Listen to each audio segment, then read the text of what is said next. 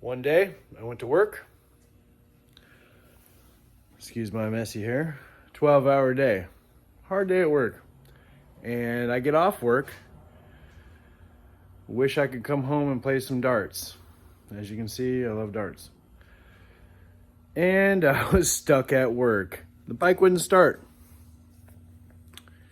Very frustrating. The guy who I bought it from took really good care of it. No issues. Never thought I'd even have an issue. In fact, when I checked the oil, it was pure beautifulness. Like no discoloration or nothing. So I wondered, what's going on with it?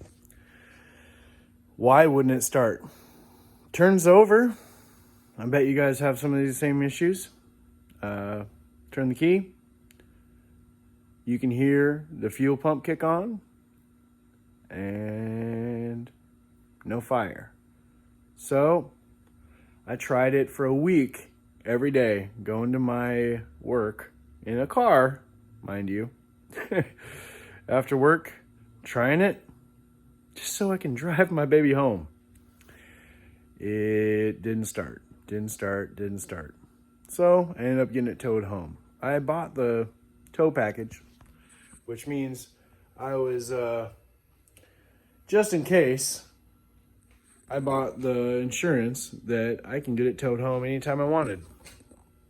From anywhere. I don't own a Harley. Sorry, Harley guys. I don't own a Harley, so I don't really need it, but I bought it just in case, right? I like to just be prepared. It's kind of important in the job that I have, to be prepared. So I like to be prepared in my personal life too. I called this place and they screwed me. They told me, yeah, we'll be there at this time. And then at that time, they sent somebody from downtown Seattle. I live in Bremerton. I work at the shipyard. So I live close to work. They drove all the way around, got to Tacoma, and I'm like, I called him, and I'm like, you told me this guy's going to be here, and he's an hour and a half late. Oh, yeah, we're sending him from from downtown Seattle. And I'm like, yeah, cancel it, okay? So I went and borrowed a trailer, drove my truck. Again, I don't need a truck because I don't have a Harley. Sorry, Harley guys.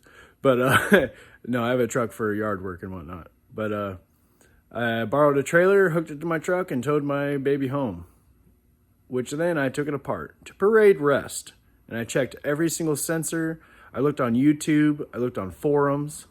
I looked on every single asset that I had on the internet. And funny story, everything was perfect.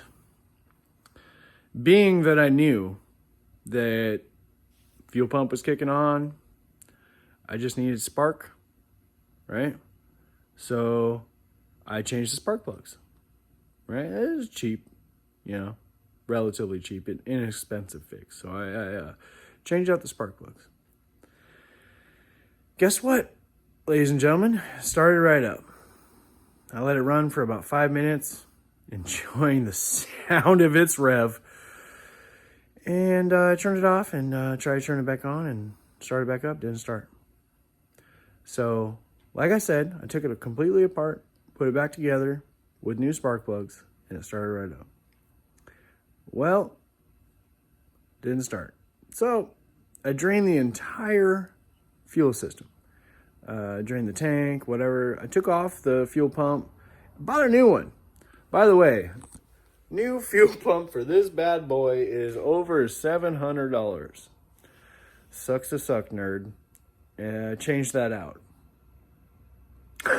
Sucks to suck, that's for sure. That's a lot of cheddar. Okay, so I changed it out. Of course, in doing that, I drained the tank, right, and all the fuel lines, just to ensure that I'd have a clean pass at it. And put brand new, pure premium fuel in it, like I always do, and didn't start. At this time, I got frustrated. 3 weeks later, I've been looking at forums, looking at every single YouTube video about CBR, start problems. And I checked all of them. Kickstand, sensor, all the sensors, all the relays. I even bought relays, by the way.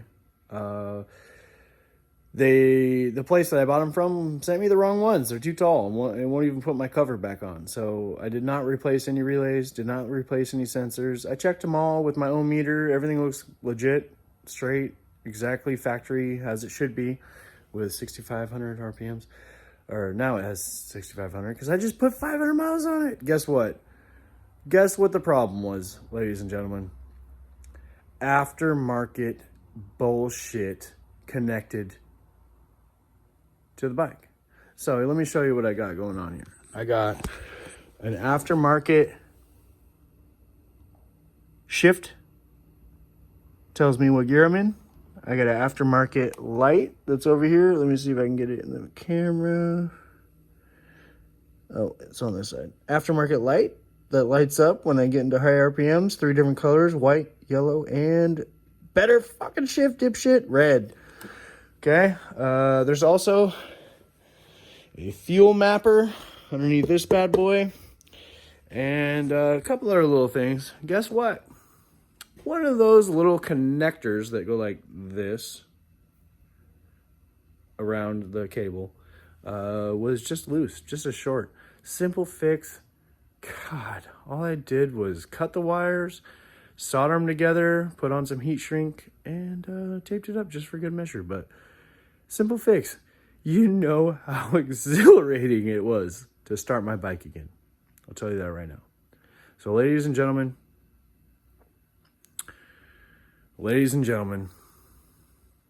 65, now 65, it was 6 Gs, right? If you have 6 Gs miles on that thing, a fuel pump's not your problem. If you buy it from some guy that takes really good care of it, spark plugs aren't your problem. And I guarantee that sensors aren't your problem. Relays aren't your problem. Fuses aren't your problem.